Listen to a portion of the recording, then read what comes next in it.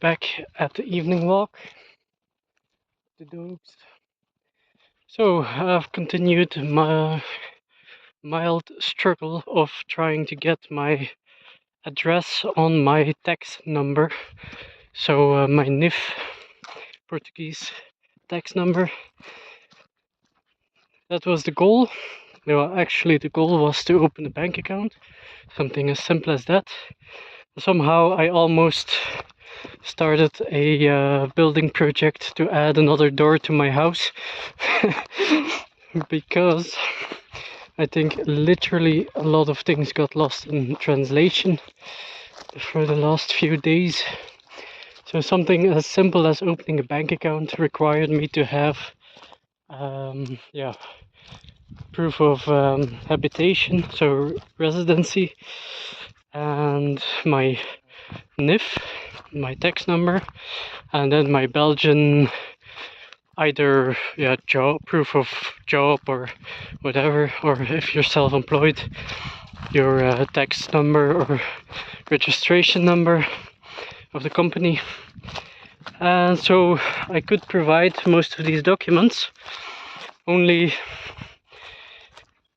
the document I had about my NIF was dated from 2020, the year 2020, and it still contained my Belgian address.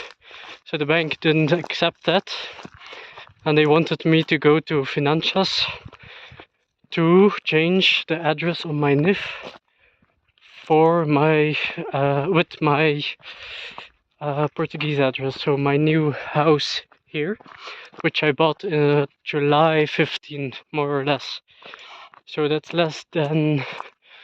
about a month, about a month and a half ago. I think we're end of August now. And that's an important detail, because also the water, I had to change the water connection to my name, and I had to get electricity, and that was all no problem. I could just register all that on my Portuguese address. But my house is on the corner, so there's two streets on my house. Part of the documents contained one street, and another part of the documents contained the other street. Which is, it's a building that's predating 1937 or something, or that's what they say. Once it's older than something, then they'll just all put it at 1937. Which is another important detail. So, well, that would also make, what follows from that is that I'll be exempt from paying taxes on the property until 2028. So that's all fine.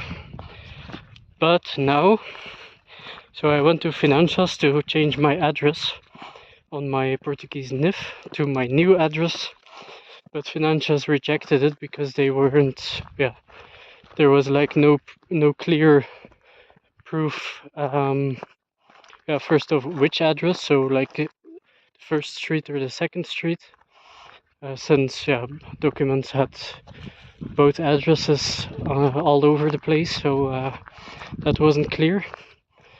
Then they assume there's some problem in the contract I signed, so for buying the property, because that only mentions the first street. So they assume the mistake is there.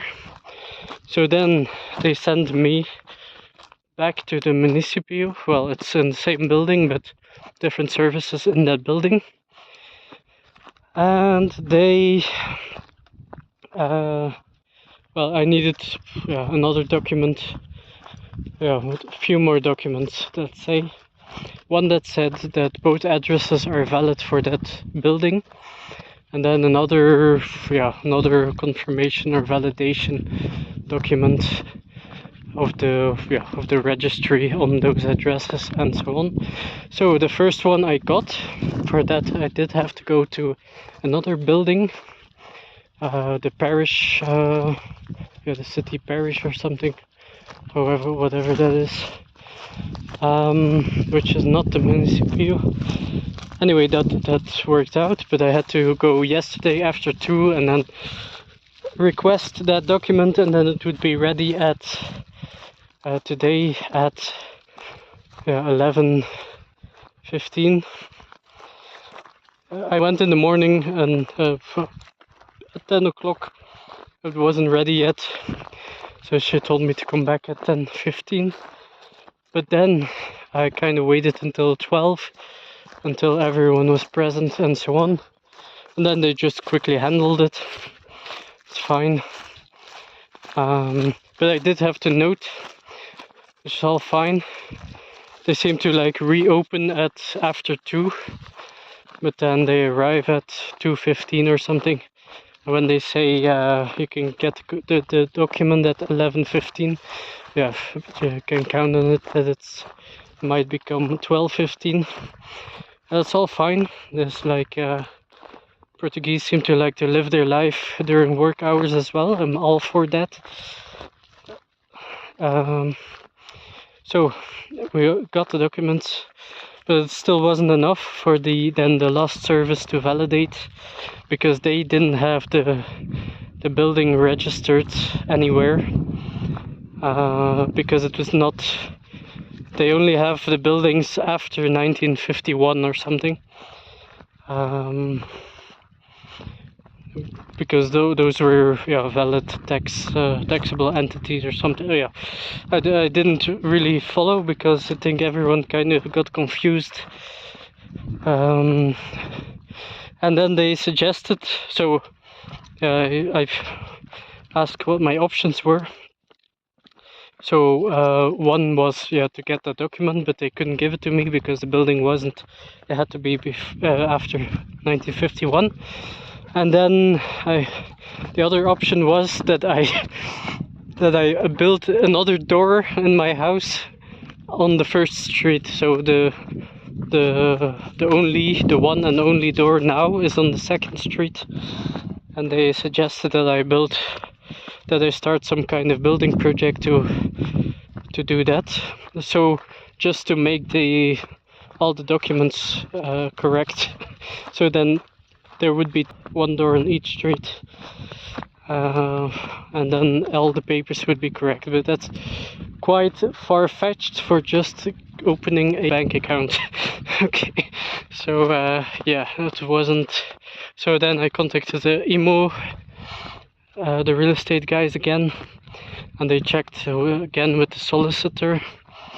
And they basically just told me to wait a bit longer, because the name of the building would only be on my name in 90 days from purchase, which is a month and a half, which is no, that's 2 months and a half.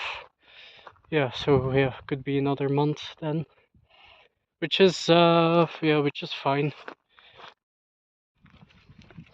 Okay, so then once the house is on my name, it should be easy to change whatever, like the address if needed. But I don't really understood that either. So they say it's gonna automatically change on the house is gonna be on my name, so I assume on my tax number. But then she said, then you have another document, and then you should be able to prove everything and change whatever you like. But it was quite the quest with side quests to just get a damn bank account, which I'm not really sure I do want, but anyway. And then in the municipio, there was another foreigner, I think he was from the UK, I'm not sure, since he spoke Portuguese, but then at times he spoke English, and he was complaining about,